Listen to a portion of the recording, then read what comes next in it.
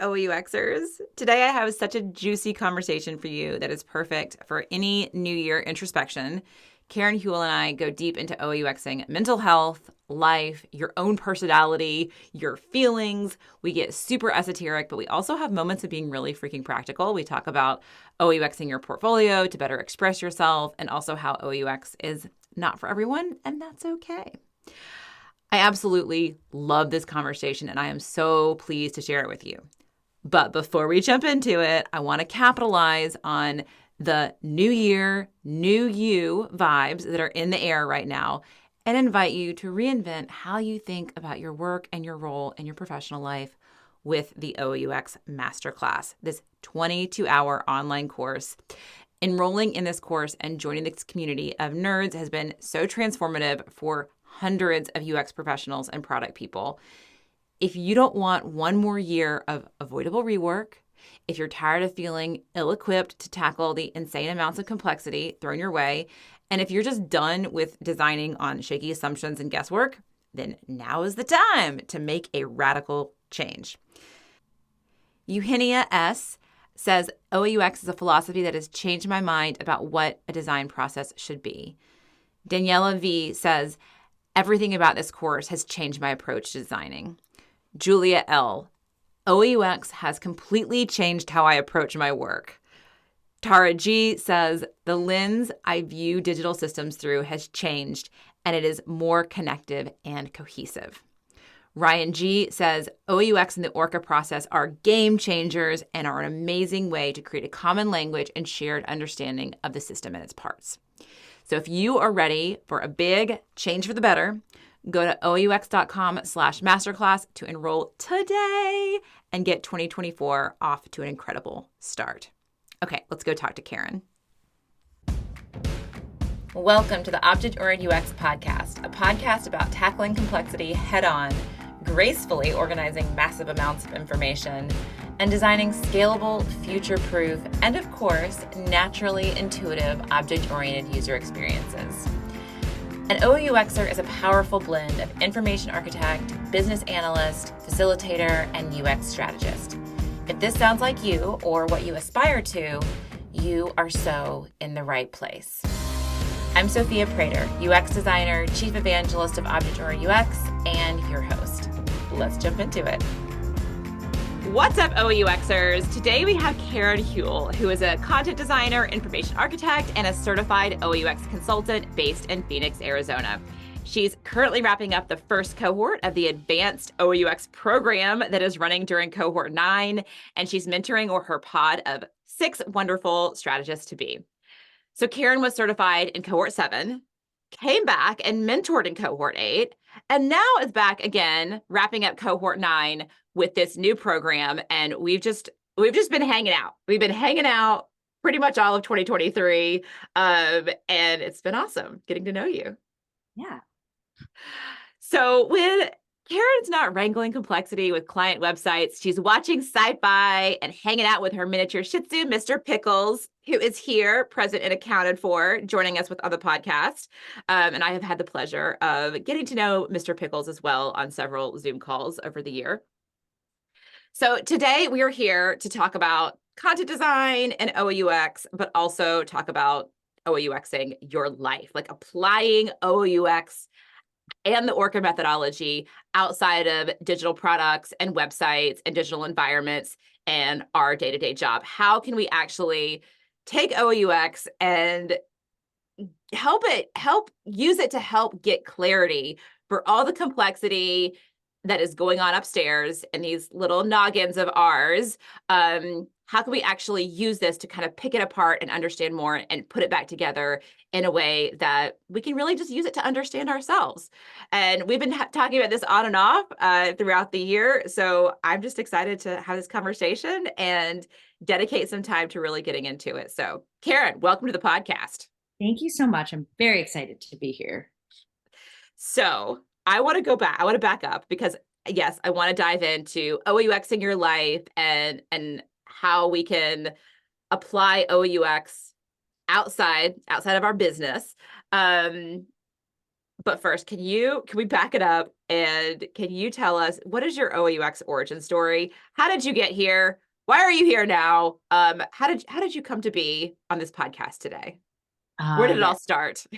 Yes, my origin story. Okay, so a few years back, I was working, it was my very first job as a senior content designer. So I had kind of transitioned a little bit of out of like the editorial and marketing space.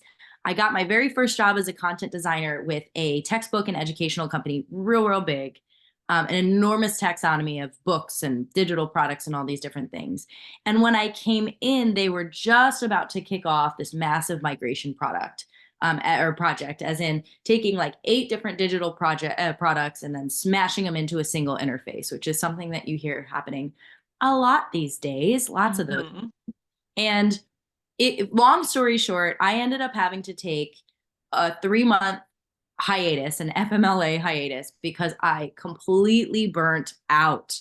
I completely crumbled during that job. And it was really because I was thinking so much harder than I had to. And I was so overwhelmed with not just the complexity of the projects, but everything else that went around it, like the people, managing some of the issues with like my colleagues, my bosses. I have ADHD and I'm a little bit autistic. So I struggle a lot to make sense of really complex situations like that. So in that 3-month hiatus where I was not working and just laying on my couch trying to evolve, heal, I realized, okay, I need to do something. I need to do something, anything to put me in a position where this doesn't happen again. And so I had a background in content modeling, which later I would discover is basically a more specific version of OUX. But when I discovered OUX, I don't even remember exactly how it happened. I think it was a podcast or a video or something like that. It was not the amazing, very famous dinosaur Medium article like most people, how they usually discover it. That's something I read later. The Illustapart article, the 2015 Illustapart article. All right, that's the one, the 2015. So yes, I shout out to Illustapart for putting OUX on the scene and getting that first diatribe out there. And so many people discovered it that way. I think that I discovered it through seeing somebody using it, I believe. I'm trying to remember back. But what I do know is that it was an immediate light bulb of like, oh my God, this is it. This is what I need. This is the superpower that I need. And so I jumped in real hard. Like you know that, Sophia, that I came in to cohort 7. I did a custom project because I couldn't be held down, and I put in, which is not allowed anymore. You were like not allowed anymore. I know. Yours was great, but we've had some custom projects go off the rails. So now you have to be getting recertified to do your custom project. Oh yes, because like I was like, and now thinking back, I'm like, wow, it would have been so much easier to just do one of the design challenges. But instead, I did a custom project. I had Marissa as my mentor, who is amazing. And it clicked for me almost immediately. It was similar enough to content modeling and some of the content modeling work I had done prior, but what I was able to see its connections to all these other aspects of design. I could see how it could apply to UI. I could see how it could apply to project management and scoping.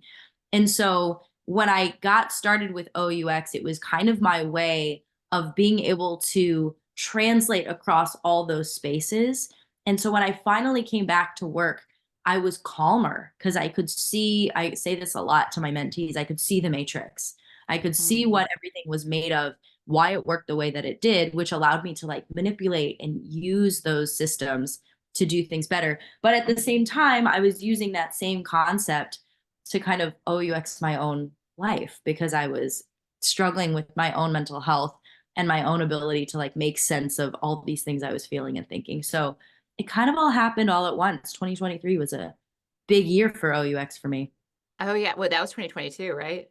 Oh gosh, I guess that was 2022. Yeah. It's still 2020. Yeah, 2020 and 2023 was a big oh year gosh, for OUX for you too. This year forever now. So if you look back on that project that had you laying on a couch for months afterward, like if you had OUX on that project, how might have that project gone differently? Oh my gosh, I think it would have been so much easier. You know, I don't know if it would have solved all the problems, right? It wouldn't have solved every single issue that we had in it, but it would have made me calmer. It would have made me be able to make the right decisions at the right time and not feel so overwhelmed with having to know everything all the time. That's really, I think, what OUX and the ORCA process did for me, is help me recognize that these things take time. You need to take a few runs at them. You need to take a few swings at things to really understand complexity. And it would have armed me, I think, to be able to have a lot more effective conversations and communication with colleagues, because what OUX does is it doesn't solve all your problems, but it helps you ask the right questions to solve those problems. And so it's something that happened a lot for me was, I know this is wrong, but I can't articulate why. I think it would have changed that for me. It would have put me in a position where I could have helped people see gaps versus railing on and on and on about things that I was seeing before, shit hit the fan kind of down the line. So I Yeah. think that's Yeah. probably the biggest difference. So I hear like so many people say it helps them give them confidence at work. And I think that confidence and calm goes together. Like if you feel more confident that like I've got good tools, I'm handling this the best that I possibly can, and I know that I have professional grade tools for this job. It's like when it does get hard, you realize like, you know what? That's okay. It's okay. It's not because like I'm doing something wrong, or like it gives you that like with that confidence, then you can just calm the Breathe. hell down a little bit and breathe and just be like, I've got the tools to do this.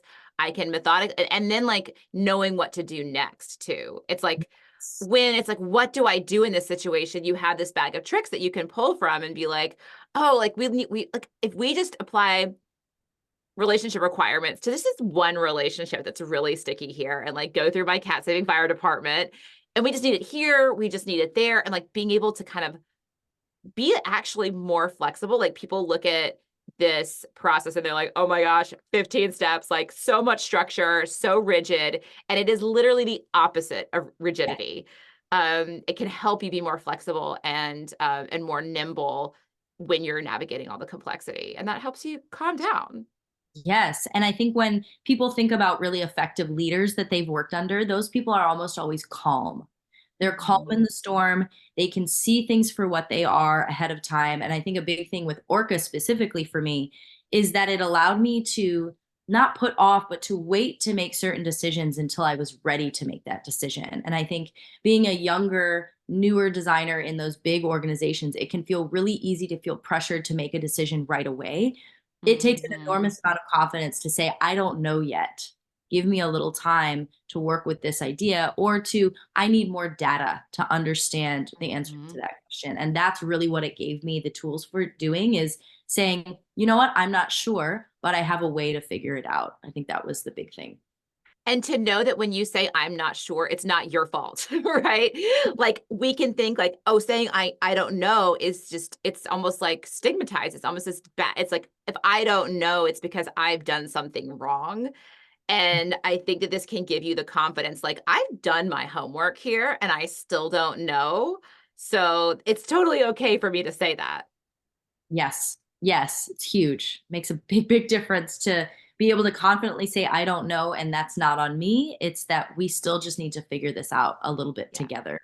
Right. Yeah. I like how you use the metaphor being calm in the storm. I was actually like right before you said that, I was just thinking about a boat in really choppy waters. And it's like just you're in the choppy waters. You're not going to be able to fix the choppy waters. You're not going to be able to like make the storm go away, but you can feel confident that you have the best fucking boat for Yes. those waters that you're like, I've got a good boat here. And you know what? Like I know that I'm not going out on these waters, in a little dinghy that's Yeah. gonna On like a fall crappy apart. raft that you had to build. Yeah, Like, this isn't yeah, Survivor. Yeah, exactly. yeah. Like you got a good boat, so you can actually be calm. You can be like, oh, this storm is like interesting. This is you can be more interested in it. You can be more curious about it because you're not so scared of it. It's like bring on the complexity. This can be really fun actually because I've got a good boat to Yeah. navigate these waters. Yes. You have somewhere safe to be. You have a safe space to exist so that you can be curious. It's funny that you say curious, because I think that is the antithesis of fear, is that if you can be curious about something, it deactivates that feeling of overwhelm and fear. And that translates well beyond digital products, well beyond digital Yeah. systems, and very much into life and feelings and all the things that are very hard to navigate and make sense of. Yeah, it can help you detach a little bit. It's like that detachment of being like, "Oh, well, isn't that interesting that that person rejected me or that thing that I really wanted didn't actually work out." You can just kind of say, "Huh, well, what can I learn from that? That's interesting," instead of like going down a spiral. 100%, because spirals are all about that lack of control. I have no control. And when you kind of are able to step back and say, I don't have control over this, that's true. Being able to really identify the things that you do have control over and the things that you don't, which anyone who's ever been to therapy knows that's exactly what you're spending a lot of time doing, is identifying, delineating between what you have control over and what you don't, and being able to let go of the things that you don't have control over completely. Yep. Yep. So when you started, like this was like kind of all happening at once, and it sounds like you like very quickly started seeing how you could apply OUX and the ORCA process to your own life, to your own mental health. Like, what were the first glimmers of that? What did that look like? Ooh, it's so funny. I think the universe aligned for me because around the same, or maybe I was just seeing patterns. Around the same time, I was starting to dig into some real work with my therapist. I had already been working with her for a while, but she was starting to push me into some really uncomfortable spaces where she was challenging some of my beliefs. She was challenging some of the patterns that I had that I wasn't able to really see and identify. And she was asking me to delineate between feelings and facts. And I got to tell you, if you suffer with codependency and people pleasing, those two things very much feel like the same thing. So for me, it started to allow me to understand like object instancing and understanding objects and the relationship between those two objects, and how all together those things form a unified whole, which is the definition of a system. That's really where it started to click of, oh, wait, this feeling is not reality. I can have this feeling and it's just more data to tell me how I'm responding to or relating to this other thing in the system, which is the fact. And so it allowed me to really back up and see things for what they were. Like I keep saying, like seeing the matrix. I say that to my mentees Mhm. all the time. It let me see how the system in my mind was working and then start to understand how they were working together. Yes, they were two different things: feelings, facts, people, me, two different things. But the relationships between them was really what was driving some of these issues that I was having, and that I had control over the relationships between these things as long as I understood those two things and what they were and how they were different. That was huge. So, and it's so interesting because like I'm like a broken record saying like what are the number one questions that I find myself asking subject matter experts and asking stakeholders when I'm initially trying to figure out a system is like, are these two things the same thing, or are these two things different things? So I guess they ask the things why they like feel like they might be synonyms, but they feel like also like in certain contexts they're not synonyms. So okay, then they're like, oh no, no, those are two different things. Okay, can you describe the relationship between those things? Because often when we get the things mixed up, Mhm. facts and feelings, when we get the things mixed up, it's because they are distinct things, but they have a really integral relationship. The relationship between them is so important. So then it comes into like understanding that those things are different and then really analyzing the relationship between those things. So Yes. so what did that look like when you were like, okay, facts, feelings, two different things. Other people, very different. There's a relationship between other people and the people in my life and the facts about them and the feelings I have about them. What Mhm. kind of like relationships did you find out, or like how did you dig into the relationships between facts and feelings? It was, I think, recognizing that I had more control over what those relationships looked like than I realized. And it was really about Mhm. boundaries. I think we talk a lot about boundaries. You hear a lot of people talk about boundaries, but they don't fully understand what that means. And boundaries are really just a thing that you use to help manage the relationship between things. And for me, it was recognizing that I could set a boundary, I could sever a connection, I could sever a relationship if I found over time that it did not serve me. So being able to back up and look at, when this happens, I feel this. Why do I feel that? Is there something I can change about the relationship that will short circuit that pattern, that groove that I've dug into my brain that makes these two things connected in this way? And so it put me in a position where I was able to almost design my life in a way so that the system itself worked better, or to disrupt the system that I had for myself that wasn't serving me anymore. And that was a really powerful feeling of like, okay, I don't need to cut this person out, or I don't need to completely remove this from my life. I can change and adapt the relationship between those two things, me and this other person, me and this scenario, me and this job. And that can over time make the system work better.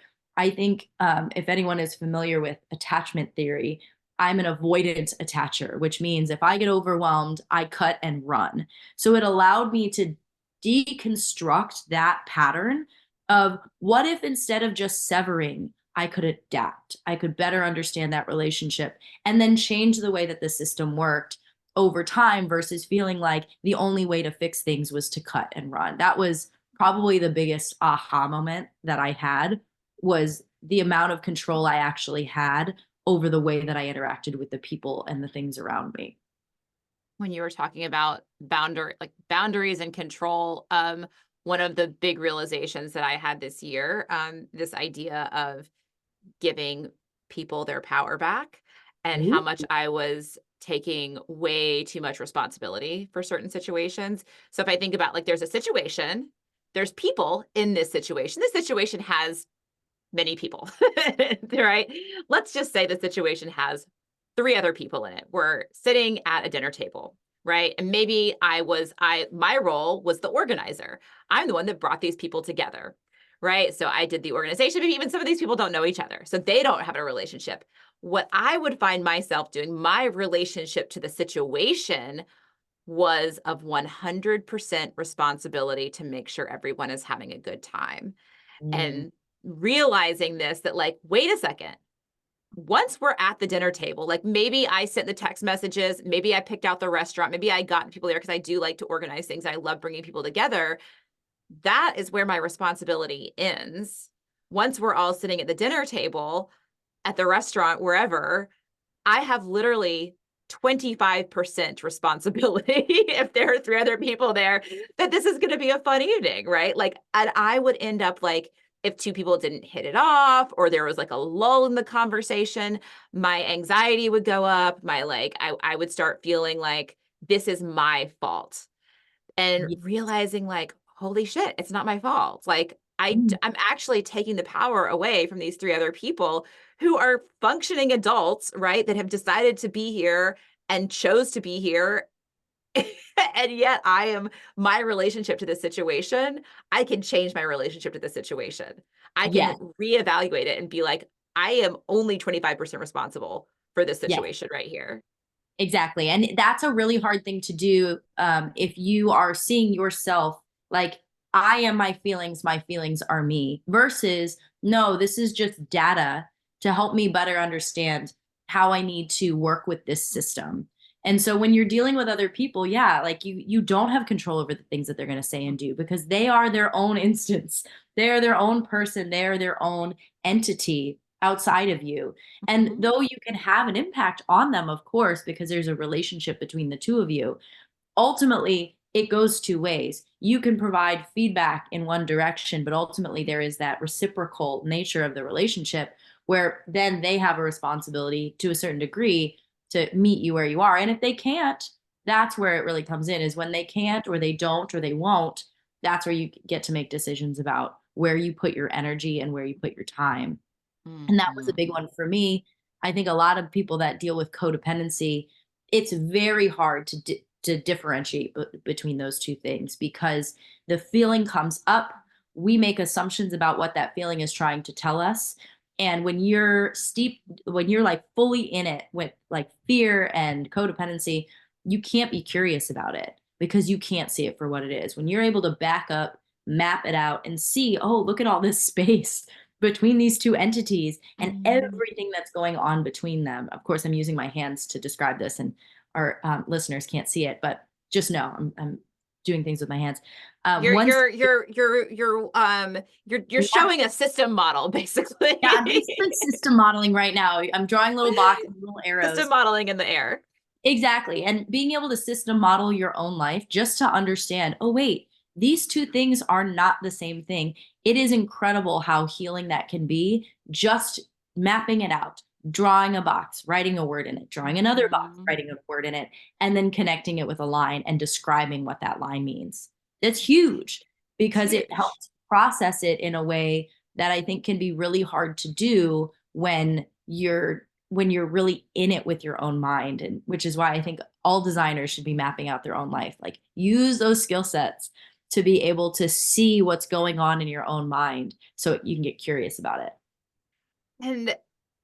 And like I'm thinking about just awareness, right? Naming things and having like this is what we do at work. It's like let's just be more aware about the work that we're actually doing. Like let's make sure let's be aware about the language that we're using. Are we using the same word to describe three things? Are we using three different words to describe the same thing? Let's gather some awareness here so that we can design better products. We can communicate better to each other. This Yeah. awareness can have so much translate into our own life of like, oh, that's a feeling. That's a fact.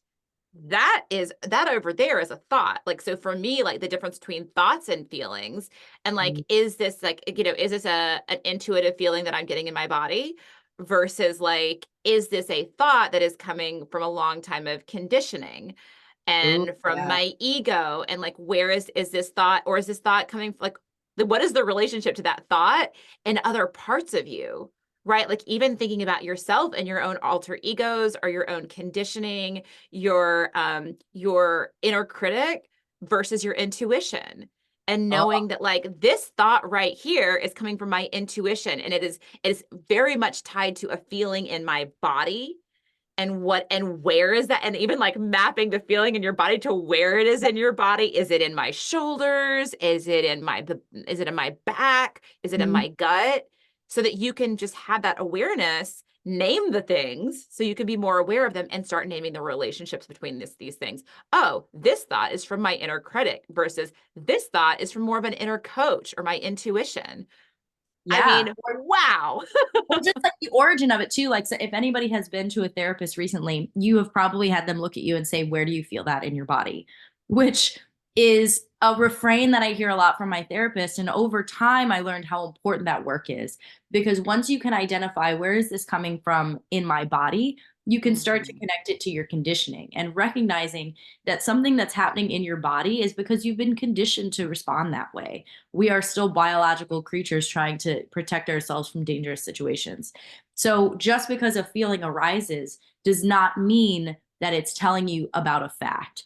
Often it's just Mhm. giving you evidence to understand how and why you feel the way that you feel about certain things. And so naming is a huge one. Like, what is this thing? Why do we call it that? How do you define it? Because I'll say that with OUX, I've been able to ask better, deeper questions to people in my life to really understand our dynamic, to understand the relationship, because I have so much of that practice at work. What are these two things? Why do you call this thing one thing and I call it another? Is it the same thing and we're just calling it a different thing, or are these two really different things? That is has also been huge, is that it's allowed me to ask questions to understand and not just to be heard. And that's a huge part of staying calm and being able to really be curious about your life and the things that are going on in it. Yeah, that's so cool. So like I want to first I got to shout out to the coach that I work with, Gervais Colmos.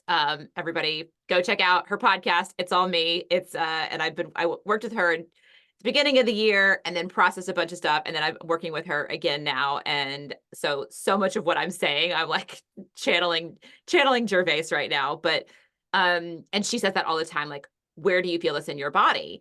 And maybe some of it's conditioning. Maybe some of it is truly your intuition because so much of our intuitive sense does come through our body.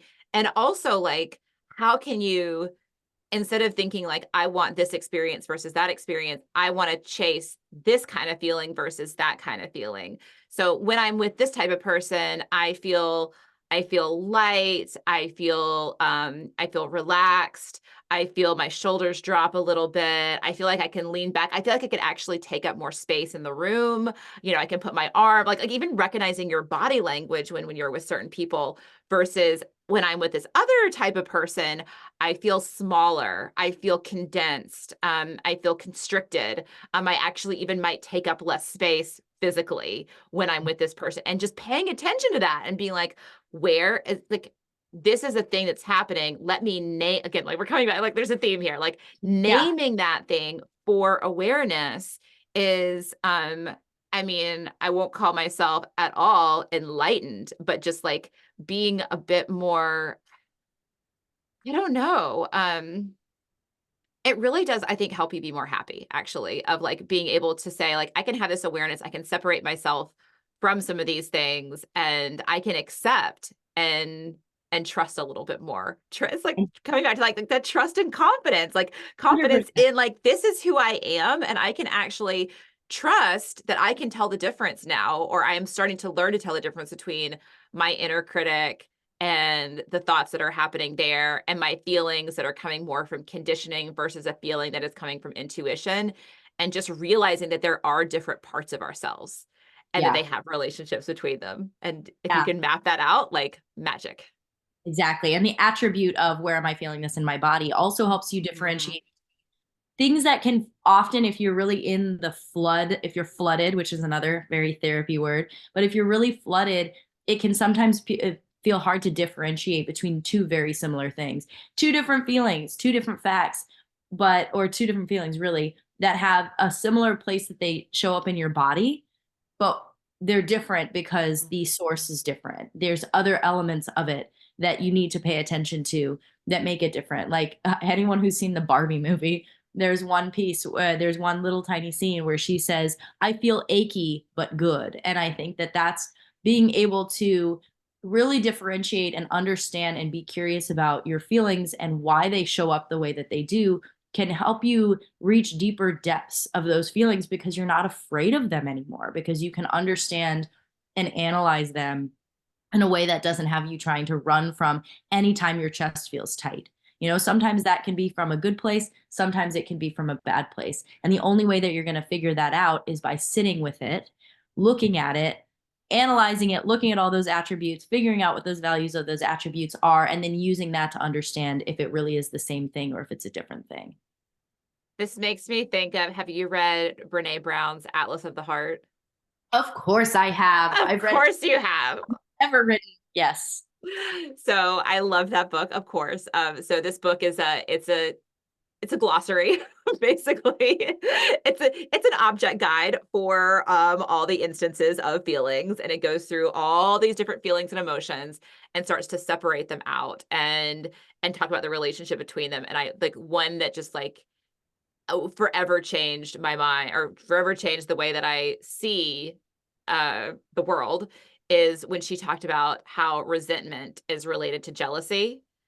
And that Hmm. like if you and like to recognize that feeling of resentment, and it's like it's not because you think that that person is actually doing something bad or wrong. It's might be because you wish that you could do what they were doing. Oh, yes. And women Yeah. lot with one another. I think if you've been conditioned for a very long time to feel like you should, quote unquote, should feel a certain way, and then you see someone else who's subverting that expectation and behaving in a very different way, that resentment can come up real fast. And it's easy to place judgment versus taking a step back and saying, why do I feel this way? Are they doing something that I wish I could do? That has really, for me as a woman, has helped separate me from that competitiveness that I think we're sometimes conditioned to have with one another, and has allowed me to connect more deeply with women specifically because I don't have that sense of you're doing something that society has told me all along that I'm not allowed to do. And that's been really Mhm. transformative. Yes, yes. Like, I mean, this is like, and to recognize like, ooh, I'm getting, there's a trigger here. What are my trigger for? There's a trigger, and then there's a feeling, and then we're starting to recognize what are those triggers, and then there's this feeling that might actually mean something or might be connected to this other emotion of jealousy. It's like masking. It's like jealousy is like kind of hiding underneath the resentment. Resentment feels much more holier than thou. Like I can get up on my high horse of resentment. It's safe up there. Yeah. Jealousy brings you down. Jealousy is very humbling. But to be able to recognize that and then recognize it, like remember her talking about the difference between jealousy and envy too.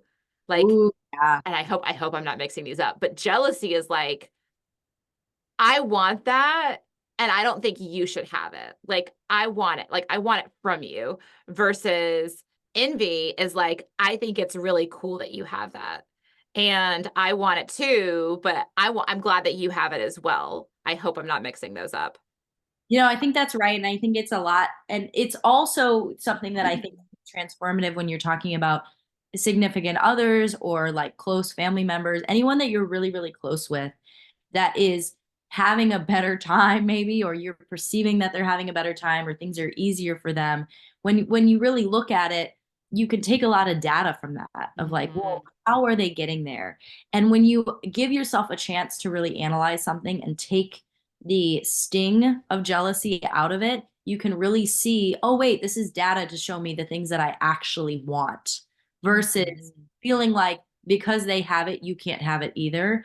That's a big one is no, happiness is for everyone. Like that, Yeah. everyone can have this. There's more than enough for everyone. And sometimes that's a matter of really deconstructing your understanding of like, why am I having this feeling? What is it telling me about myself? Exactly. It's the like, I mean, it's close family and friends. It's also people that you might be like seeing on Instagram or something like that. And you're like, oh my, like there's like scrolling through Instagram and feeling bad about yourself. And then they're scrolling through Instagram for inspiration. It's like, Yes. ooh, I feel envious of them, but that is interesting data versus like, why does everybody else have this and I don't have this? So it's like there's facts, there's like an image on a screen, right? And then there's my feeling and how do I connect those two? And then be aware of it and be like, ooh, uh-oh, I'm feeling jealousy. Like, how can I actually, and once you can name it and be like, that's what's happening, how can I even convert it to something that is more that inspirational envy that I can say, oh, maybe it is that just like, I need more of this in my life. And then how can I go and find more of that in my life? Your journey is your own, and you have to be able to see it that way. Exactly. So you gave a talk at Abby Covert's event, Making Sense Mess, which was amazing. The whole event was great. Highly recommend that yearly event to anybody. She did a great job putting that together, and it was really, really fun. Your talk, maybe I'm biased, but I think you just blew everybody away. I know we've been talking a lot about these themes and like dancing around, but can you break down a little bit? Like, well, first, is that recording available? I think it is. I will have to probably go find it. It's one of those things on my to-do list. Yes. I believe it is available. I need to go track it down. Hopefully we can make it available on OUX. Yeah. So we'll make it available. We'll link it in the show notes if we can find it. If not, I'm like, here, re-record it. It was a short talk, maybe like 20 minutes or something. So real short. So I was talking about basically using the OOUXing method, the concept of objects, relationships, calls to action, and attributes, and using my experience through therapy, where the refrain was my goddamn therapist, to really understand how I was able to back up and look at my life as a system and look at my own journey as a system and the control that I actually had over how that system worked and the entities that were in it and how they would relate to one another. So I was really looking at the objects, like what is a feeling, what is a fact, what is like a bodily sensation, those types of things, understanding how they were different from one another, and then really mapping out the relationships between those two things. But beyond that, looking at the calls to action, what could I actually do about it? As well as what were these things made up of? And I think the most empowering piece of it for me, walking through objects, what are these facts and feelings in my life? Relationships, how are these two things related? How do they impact one another? And then the calls to action. What could I actually do about it? I could set a boundary, which created a brand new object in the system called boundary. Or how can I change the way that this relationship works? Then finally looking at the attributes of all those things and understanding what kind of data do I need to be gathering about these things that happen in my life so that over time I can have a deeper understanding of myself, a deeper understanding of the people around me, and can have more a sense of calm and control over my own life, which was really delineating between where do I have control and where do I not. I am one single entity within that system, within that experience. It was only a 10-minute talk. We kept it really simple, didn't go into a lot of depth with the OOUX process because I really wanted people to see that this applies everywhere because OOUX is systems thinking. And when you start to really look at the world, you realize everything is systems. There's a really great book called Thinking in Systems by Donella Meadows, which is a fabulous book that looks at systems theory in general. And being able to apply that through the lens of OOUX as a way to actually map it out was huge. So that's what I really wanted to be able to show was, you know, the way that we create systems every day with the people around us, with our families, with our friends, with our job. And we are ultimately in control of how those systems are built and how they're constructed. That was really the takeaway piece. That and telling them about my goddamn therapist who kept asking me where I felt things in my body. I had a It's lot of important. fun. Yeah. And honestly, just even writing that talk, having done all that work, just writing that talk was really transformative too, because I discovered, oh, wait, yeah, these boundaries. Wait, that's a new item in this, that's a new object in this system that I hadn't even really mapped out yet because I was still learning that skill. So it's even evolved beyond that because a system is never done, design is never done. I'm still working on that system. And teach what you need to learn, right? I say this all the time for people. Like one of the biggest benefits to public speaking is you have to organize your thoughts to teach somebody else something, and as you organize your thoughts, you discover new things. How that happens, yeah. So I'm curious also, like one thing that I've been playing around with, and I'll just like, actually, I want to back up here to like when I first started thinking about this. It was it was a lot less magical than the way than how you came to it. But I started thinking about it as far as portfolios because people were coming to me for UX portfolio advice, and they would come to me to show me their portfolio, and they would have one object, which would be projects or case studies. And so they had two little things in their navigation. It would be about me, which would have their little bio, and then projects. And then you click on a project and you'd see everything about that project. And the more and more I thought, I was like, there's like the projects within your portfolio, but there's also like how you are presenting it. And can you make it more of an experience? Can you make it a bit richer? And is your portfolio in a way like a reflection of your professional self? And a reflection of your professional self is way more than just your projects. So I actually ran a workshop. I only ran this workshop once, but it was OOUXing your portfolio. And the first thing people did is they were noun foraging. I had a bunch of cards, but I was like, what are the things that really make up you? So it's like past jobs, but also books that you love or quotes that you love that actually describe you, or even testimonials about you, or skills that you have. Is skill an object so that you can start mapping skill to your different projects?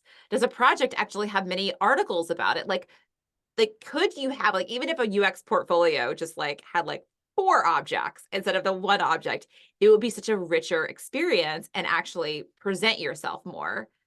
So like Yeah. actually like present who you are in a much richer way. So that's like how I actually started thinking about it, was just very like practically of like thinking about it OOUXing your portfolio.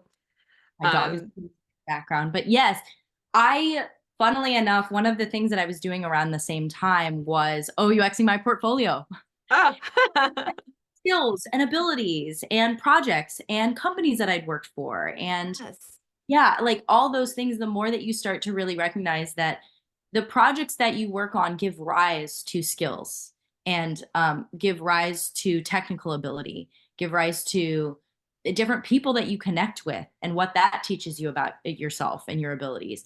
And I think when you go into an interview, any kind of interview, especially a job interview, You need to be able to tell that story. And it's so much bigger than just the projects that you worked on. It's what did you learn from the project? What skills did you build upon? What does that tell you about yourself and your ability to interact with other people? Being able to tell a richer story around your portfolio is one of the most important things that you need to be able to do as a designer. So, funnily enough, I actually talk a lot about OOUXing your portfolio. And it's funny because it ends up teaching you a lot about yourself because it teaches you what things am I picking up on? Why did I learn these things? Why are these the skills that I built up versus things that I didn't? Or sometimes past beliefs that you let go of in those projects, I think can also be huge mistakes that you made. Huge things that can really tell somebody who you are in the context of your work. So I think it's great that portfolio work is probably the 1-2 step to OOUXing your life. So if anybody's out there is about to OOUX your portfolio, get ready because it's going to tell you some stuff about your life. And before you know it, you might be OOUXing the inside of your own brain. Yeah, I mean, you said it like this is like I brought it up because this is how my thinking started, and I think that like for a lot of the things we've been talking about have been a little bit esoteric, but like, gloriously esoteric. But to be able to say like, hey, if you're listening and you want to start doing this, like start with your portfolio, to start with your like professional life. It's like a really good sort of like in to realizing like how much more can come out of this and this idea again like there's like you mentioned mistakes that you've made like is that a local object within the case study or is it like do you want to show that like oh I made this mistake twice like showing up in multiple places like realizing that these things are separate like even like client and project like for me this is something that I'm not doing very well on Rewired UX. I really want to re-OOUX that one. But like client and project, separating those is so key because I want to show that I have repeat clients, that clients come back to me. And to be able to really tell that story, I need to have some sort of client page that shows here's the 3 or 4 projects that I was hired to do for this client. But again, you have to like to come back to our theme, you have to sort of separate those things out and realize that client isn't just like some content that we're going to stick inside of a project. It's its own entity that has a relationship to the project. Especially because projects over time with the same client will teach you a lot about yourself as well as that client. In many cases, I like to tell the story of how projects over time with a single client got better because I learned more about what the client needed, what they wanted. I was able to listen to them. And so that is a really impactful story that you can tell where it's not just the work that you're doing, it's how and why you approached it the way that you did, which is the way to really differentiate yourself in terms of interviewing. If anybody is out on the job market right now, it is a tough time in tech. So a big thing about your portfolio and positioning yourself is understanding that who are you in relation to the brands that you work with, the clients that you work with, the projects that you've worked on, and the skills that you've built around them. Those relationships and being able to define and really explain those relationships is the way that you differentiate yourself. That's what makes you different.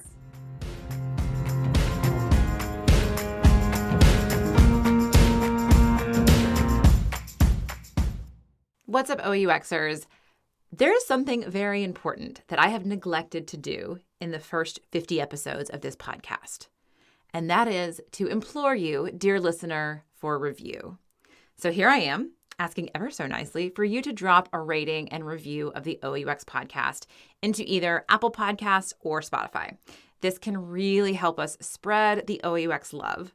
So if you've gotten any value from OOUX and the Orca process, which I'm assuming you have since you're here, I'd be so appreciative for a few minutes of your time.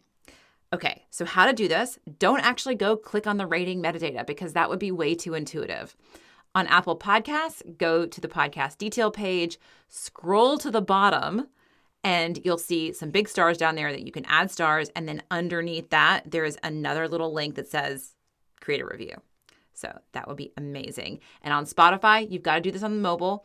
On Spotify mobile, go to the 3-dot menu on that detail page and hit rate. And actually on Spotify, even on an episode detail, you can leave a comment there too. If you scroll down the episode detail, there'll be something that says something like, how did you like this episode? And feel free to put your thoughts there. Thank you so much and happy OOUXing. I love the idea. And I need to practice what I'm preaching here, but like a book, like having a junction object between you and a book, right? So this is not just the book, this is my interpretation of this book. And I can only imagine as an employer or a hiring manager looking at the books and being like, oh my gosh, like I loved that book too. And like, here's all the takeaways that this person got from the book, because so much of what we do is self-taught. Just to know that somebody is enthusiastic about UX, and that this is where are you reading more information architecture stuff? Are you reading more psychology stuff? Are like, what are you taking into your mind? And then how are you interpreting that? Like that to me is like almost equally as valuable as the projects that you worked on. Like it shows initiative, it shows how you're interpreting it, and it also can show a way, like it can be that connection, that connecting piece of like, I read that book too, and I also love that book and had similar takeaways. Yeah, or totally different takeaways, seeing that somebody has a different perspective, can see things differently. Hopefully, nobody's trying to hire a bunch of the same person on team Mm-hmm. who's going to be another piece of that pie. And in order to do that, they need to see how your perspective around the same things could be different. What do you bring to the table that's unique, despite having the same thing in the center, like the same project, the same book? Being able to have some overlap, but not completely, that Venn diagram with a little bit of overlap, but it's not a circle. That's what is really, I think, hiring managers are looking for, is how does this person fit in with this larger story? And that's really about understanding yourself and your relationship to the things that you do. I mean, even just like looking at, like, I think that we don't even bring that awareness of, wait, okay, let me actually look at all the professional books that I'm reading. Holy moly, 80% of them are about psychology. That's what Mhm. I end up like, and just realizing that, be like, oh, I really gravitate to the psychology piece, or I'm actually gravitating to like way more technical stuff. Like, Yeah. and with when it comes to portfolios, I always say like you get the work you show. So like Yeah. even the projects, like which like show the projects you're most excited about, and to like really again like have that awareness of like, who am I, and how can I express all these parts of myself and the relationship between all the parts. Yeah. And not trying to be everything all at once. You're best when you know what you're good at and what you know what you're not good at and what you want to build upon. And that's huge. Again, everyone should just OUX the hell out of their own life, because you will learn Yeah. so much about yourself just by writing it down, mapping it out, visualizing it. Absolutely. So do you have another few minutes? Because I we do. are okay. Because one other thing, if we can go back into we got to the practical, we started out esoteric, then we got practical. I want to take us back down to the esoteric side. But an Uh, but esoteric. but also like super freaking IA nerdy. Two nerds talking about their feelings. I want to talk about instances and mapping the relationship of instances, because this is a new thing. So I really started exploring this. I did an OUX happy hour on this, which we will link to. And then also I did a follow-up video on this on nomming my joys. So doing a nested object matrix. And so the happy hour was all just on the nested object matrix and using it in all these different ways. And many of them were more personal ways. And one thing that's really interesting is you can take a nested object matrix, like the traditional nested object matrix that we teach in the masterclass and in the certification, is you take all of the objects. So you take all the cookie cutters. So you would take, in our world here, you would take thoughts, feelings, people, boundaries. And then down the y-axis, you would have thoughts, feelings, people, boundaries. And you would start mapping the kind of canonical relationships between those things. Like a person creates many thoughts for me. A person has many thoughts. A person creates many feelings. A person has many feelings, right? A person has many boundaries that I've set against them. Like that Yeah, you would start doing exactly. this like really kind of like, high level system. But Mhm. then there's this other thing you can do with a nested object matrix is you could actually take the instances. So like people is a good example. Like somebody made the joke that I love. This was like I think this was October meetup. And somebody was saying like, oh, you could do all your family members and to help you figure out how to do the seating at the Thanksgiving dinner table, like who shouldn't sit next to who. So you take mom, dad, stepmom, sister-in-law, blah, blah, blah, and then you map them and their feelings to each other. And so I did this with the YouTube video, the short one that will link is me doing this for my joys, like identifying like what are the biggest joys of my life. So it was like nature, travel, art. Let's just take those nature, travel, art. And then I would say, okay, nature, travel, art by nature, travel, art. How can I mix them up more? Like, how can I, like, one thing that came out of it, just for an example, was that like when I'm traveling, I should really make more of an effort to go to a museum, even if it's just for 30 minutes or something. And also, like, as I'm traveling around, step into galleries. I realized that I was felt intimidated to step into galleries because I probably wasn't going to buy anything, but that, like, how can I mix travel and art more? How can I mix travel and nature more? Like, really realizing, like, when I'm traveling, I like a little bit of time in the city, maybe to see those art galleries, but then I really like, I should be prioritizing getting out into nature while I'm traveling. So nomming the instances of a thing is Mhm. is is really Mhm. interesting. Have you done any of that? Yes, with feelings. So I You did did it that with with feelings. feelings. Yeah, because here's why, is because understanding the and differentiating between very similar feelings, but understanding how and why they are the way that they are is really important. Like I'm going to come back to Barbie for a second and her saying it feels achy but good. There are things that feel achy and bad. And it's Mhm. important to pay attention to the difference between that and achy and good. As an avoidant attacher, that's me with an asterisk. As an avoidant attacher, anything that felt even a little too intense or overwhelming would often set off this, no, I need to get away from this feeling. And what I learned over time is by really differentiating between nostalgia and what's one that's similar to nostalgia? Nostalgia and like grief. Very Mm. similar. They show up really similar for me in terms of how I feel them, but the way that I feel after them is different. Nostalgia kind of creates this connectedness that I have with the people around me and the experiences that I have. It allows me to create more meaning around those experiences. Whereas grief, yes, grief is really important, but it aches in a different way. And Mhm. so being able to really understand how similar feelings can feel very much the same. They can show up in the same general area of your body, but there's all this other information around it that helps you understand which feelings you don't want or which feelings are quote unquote bad versus good, and the enormous spectrum in between. Mhm. That has been really important, especially with interacting with other people. Some people bring up challenging emotions, but they're not bad emotions, versus others that bring up challenging emotions that are not good. And Mhm. if you're healing from codependency, if you're healing from being a people pleaser, that can be really important work.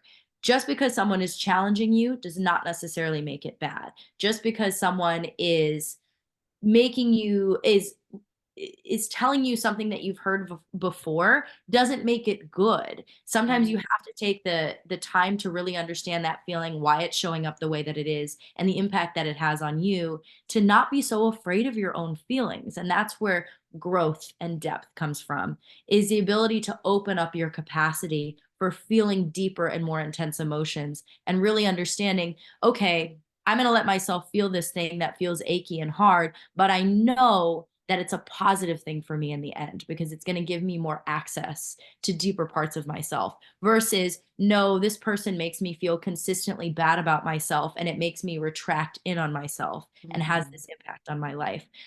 I did that a lot with feelings. I still do it all the time, I think, in my own head, but sometimes I'll do it in Miro sometimes. Um, and then it also gives you, by doing that, I created a lot more attributes associated with feelings.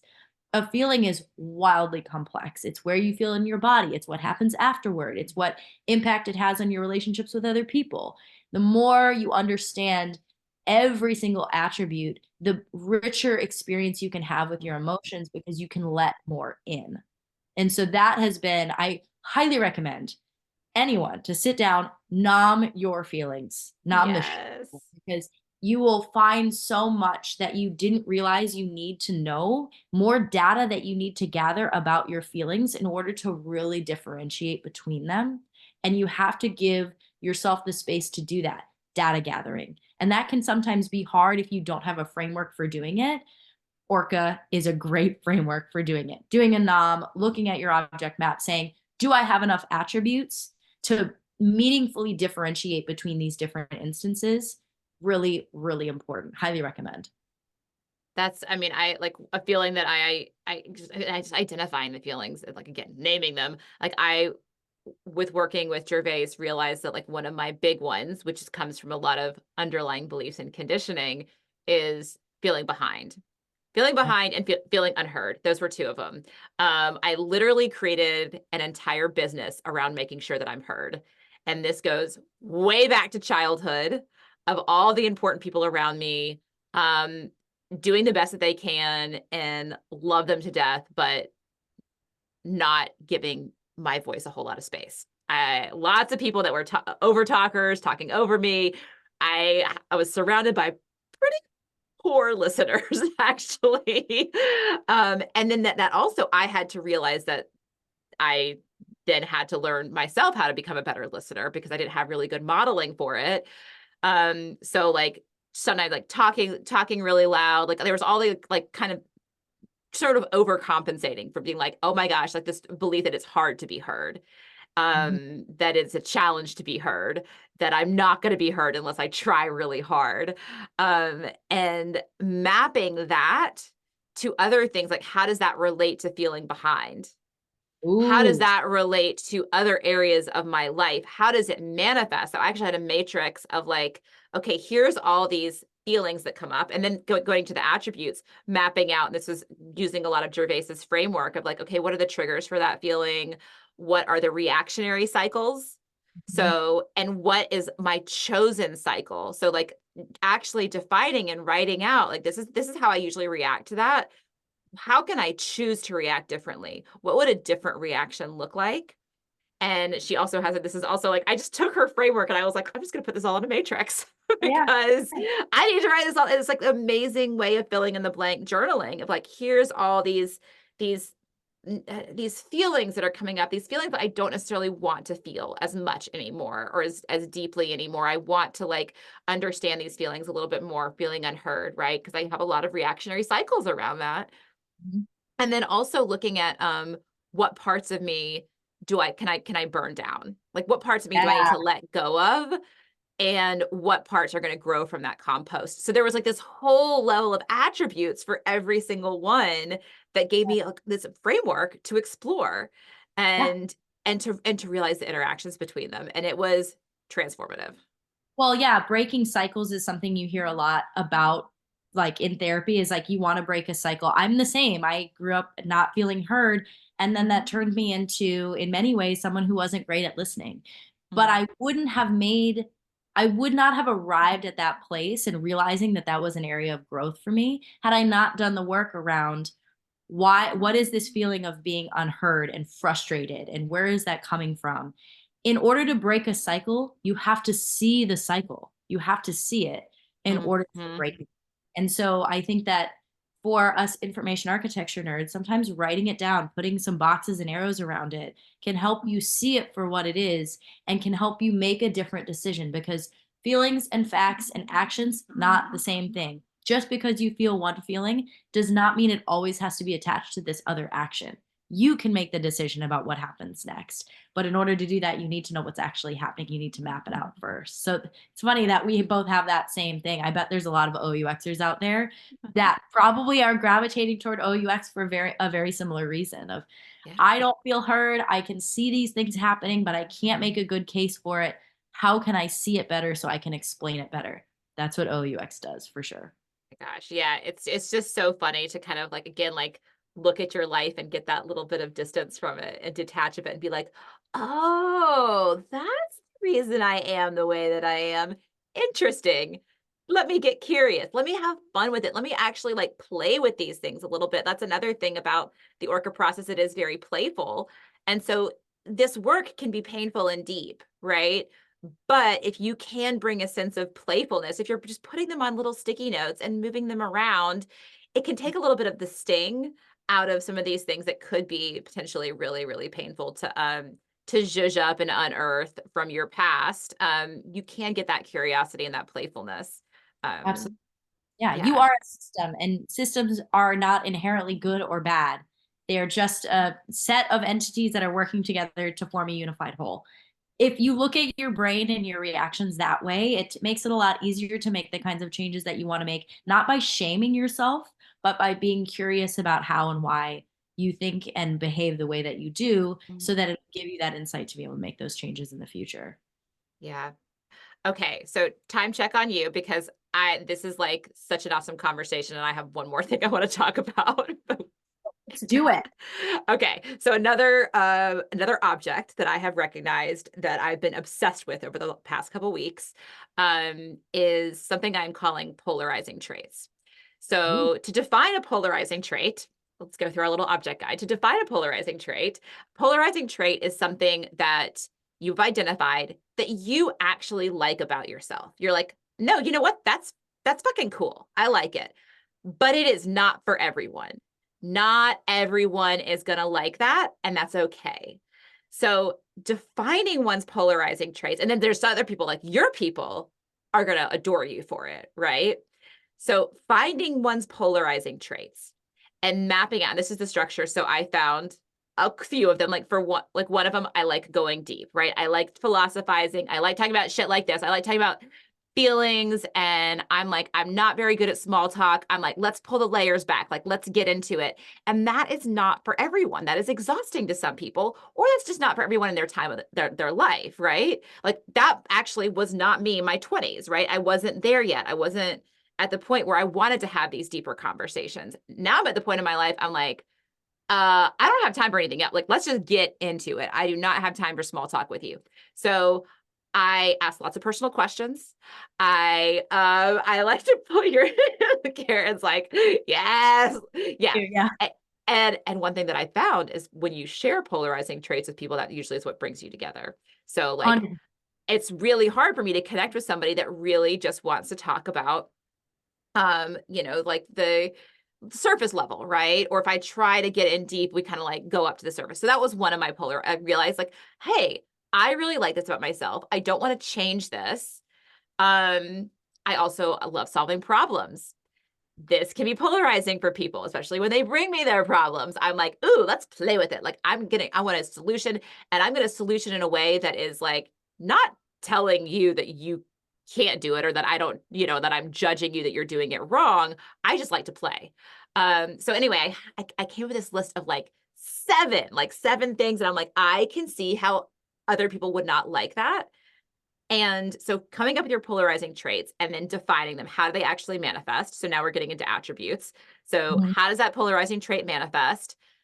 How can I amplify it? Like, Yeah. how can I even lean into this more? How can I amplify it? What do I need to watch out for? What are ways where this polarizing trait can be a little bit less elegant than I want it to be? That Mhm. people can get the wrong idea about it. That maybe it's not about quieting it, because I want to amplify it actually, but what kind of things do I need to watch out for to make sure people are interpreting this polarizing trait in the right way? So with solutioning, for me to be like, hey, I just want you to like first asking like, hey, can I play with this a little bit? Like, um, and then also reassuring the person that um I am not telling you that you can't do this on your own, right? That like I am not trying to say like, oh, and also I'm not going to be offended if you don't take my advice or don't enjoy my perspective. If anything, tell me that my perspective is unrealistic for what you're dealing with, because that's going to help me learn more about you. And I'm excited to hear that. So like just the framing, right? So, and then also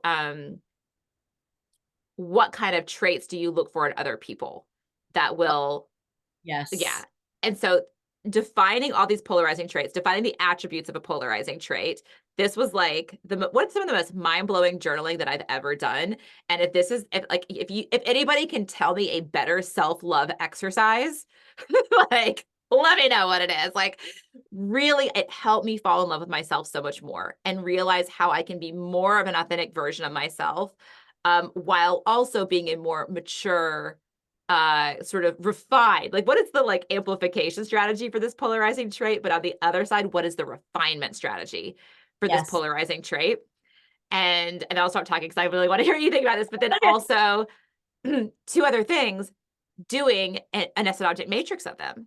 Yes. How do my polarizing traits work together? How do they amplify each other? How do they relate to each other? And then the junction object of another person in your life with a polarizing trait. How does this polarizing trait work or not work with my husband, with my mother, with my best friend? Mm-hmm. And what are some strategies around that? Taking the value out of those things. This is what's really, it's so funny that you're bringing this up because it's something that I've really had to do a lot of work around is, hey, I'm not for everyone. And you hear a lot of people say that, like, I'm not everybody's cup of tea, da da da. But I think what it really means is that there's such a thing as alignment. Not everyone is going to bring out the things in you that you want. And not everyone is going to find you to be, is going to get the things out of being around you that they want. And that is okay. It And is okay. that's a big one, is that I think when you, especially if you're like finding yourself in kind of a transitional part of your life, which is certainly something that I'm in right now, and kind of putting yourself around new people, figuring out how do I feel around these people, and learning how, and this is a big part of codependency, is learning how to accept that there are parts about yourself that just because they don't work for everyone does not make them bad. Yes. This person is this way or needs this thing or is in this place does not make them bad. It just means it's misaligned. And Mhm. once you look at things from the view of alignment versus, oh no, these are good things and bad things, which I think is very much an American culture thing. We love the binary of good and bad, good and evil, right and wrong. Once you take it out of that space, you find that you're so much more empowered to put yourself around people that value those things about Mhm. yourself, and also gives you a little space to feel like, okay, I can actually adapt some of the ways that I approach this person because I know that this polarizing trait is really hard for them, but not in a bad way. Yeah. Like, oh, okay, this is something that's going to be tough for them because they have their own polarizing traits or they have their own traits that I need to be aware of, versus trying to change the polarizing trait completely, trying to get rid of it. Just being like, oh, this has accelerators and brakes. Like, I can amp this up, I can pull it back for the people in my life that I care about, that I know that this can be challenging. It gives, especially for women, and I keep coming back to this, but especially for women, I think it can be really powerful of saying, no, I don't have to make myself palatable for this person. They might not be aligned with me, and that is okay. Yes. That's huge. It is massive realization. It took me to turn 40 years old to realize this. And like, if anybody, like, I'm like, if you can learn this sooner, then you'll just be like, you'll save yourself so much grief. Because I think, again, as women, I'm sure this happens to men too, but we go into situations and it's like, who do I need to, we're scanning the room. Who do I need to be in this situation? Who do I need to be so that the most people possible will like me? And Yes. Oh my instead God. of being like, how the goal here is not to be liked by everybody, but to present my most authentic self, present those polarizing traits as beautifully as I possibly can, and put them in tune as much as I can, right? So that people can make decisions about me and we don't waste each other's time. And Yes. if you don't have alignment, if you don't have chemistry, it's not your fault. Like it's not the other person's fault either. It's just Yeah. like you're not going to have chemistry with everybody. That would be exhausting if you had chemistry with everybody. No one's got time for that. Imagine, like, if like the idea of everyone liking you, it's like, oh my God, that's so much work. And also, Yeah. I think when you are more centered, and I always call it as like centered and more aligned with the people around you, it gives other people permission to align as well. Like, Mhm. if you are able to calmly say, I don't think that we align, or hey, we align really well, it's incredible how it creates this sense of space for people to be who they are, because you're not in competition, you're Yeah. just looking for alignment. And that really takes so much weight off your shoulders of, you don't have to be things that you are not. You can just focus on who you are and amplifying or tailoring those things to maintain healthy relationships with the people around you. Yeah, that's a big one, I think, especially with codependency, is that the impulse to be everything to everyone all the time is very real. And the Mhm. older you get and the less energy, frankly, that you have to do that kind of thing, the better off you are, because you can see, look, there are 7 billion people in the world. Am I going to align with every single one of them? Absolutely not. There's someone for everyone. There's a space for everyone. It's just a matter of paying attention to how you feel, understanding what that means so that you can find the places and the people and the situations that you feel most aligned with. Drop the mic. Yes. So I'm gonna to close this up, I'm actually gonna bring this back a little bit to OOUX. I mean, we've been talking about OOUX has been a strong thread, but Yes. like I'm thinking right now, and it's like, I'm recognizing my own desire for everyone to get on board with OOUX and my frustration that like, come on, don't y'all see the value? Okay, I do think that OOUX is for every single organization designing digital products. Is OOUX for every person? And I have to acknowledge that it's not, right? Some people it clicks with, it makes sense to. I think every team should have an OOUXer on it, right? I can't get rid of that. I can't let go of that desire yet and that thought. But it is not for everybody. Not everybody's going to get it, Mhm. right? And this is something that I've been, I don't know if anybody listening has heard this, but like I've really tried to stop convincing people. I'm like, I'm going to say, what's up, OOUXers? I'm going to speak to people who are already thinking these thoughts and in it and really just create amazing content and products and services for those people. Because it isn't for everybody. And realizing that is tough. It's tough. Yeah. And it's a different, I think the people that find their way into OUX, like a lot of my mentees, I mean, there's a certain quality about people that come to OUX and then stick all the way through that program. Mhm. Masterclass is tough, but in such a positive way. And the people that feel compelled to connect with it, to learn it, there's something in them that compels them to do so. And without that inner thing that gets people through it, like not everybody's going to be super into it. I talk a lot about the T. You need to have the broad understanding of like systems thinking, and then having one person, two people, three people on a team that are deep OUXers but apply it in different ways can be huge. Do you Yeah. need everyone to be able to do that? Probably not. Do you need everyone to have a basic understanding of systems design? Because here we are designing systems. Yes, probably. But OUX is really a methodology that is attached to the broader concept of systems thinking. Not Mhm. everyone is going to find as much value out of it as you do. I think it's a big reason why speaking, talking about it, doing quiet OUX, but by quiet, I mean let people know what you're doing. Don't force them into it. The right people will be curious. The right Mhm. people will say, tell me more about this. I want to understand how you got here. And those are the people that you know you can bring along with you. It's a great way to go into an organization, just centering, knowing who you are, knowing what your polarizing traits are, knowing the ways that you can amplify and tailor them.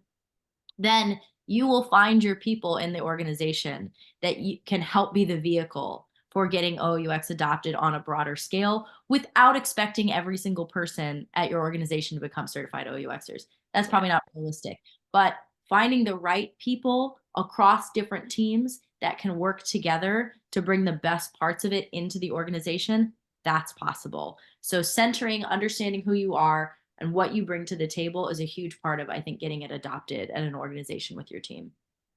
I feel like we just brought this full circle, and it's amazing that we didn't plan this podcast at all because I don't know, I'm brushing my shoulders off over here. I know, Like I'm it's feeling like we pretty good got this. about it. I'm Yeah. like, we really did. Like OUX is one of those polarizing traits. Like if you're the type of person, hopefully it's not too polarizing. You can amplify it in a way and also refine it so it's not polarizing. But like it is the thing that's like it's a skill that not everybody it's not going to click for everybody. And if you're here and you're listening and you're still listening to this like probably pretty long podcast. If you're Yep. still here with us, like you're an OUXer, like, like welcome. You Welcome. You found your welcome. I mean, people. you've probably been here for a long time, but like, yes, you found your people. And like the last thing I'll say is like the riches are in the niches. I love saying the riches are in the niches. And that comes with personality, like niching down as a person. Like I would so much rather have 10 people absolutely adore me because they see me fully than 100 people like think that I'm nice, right?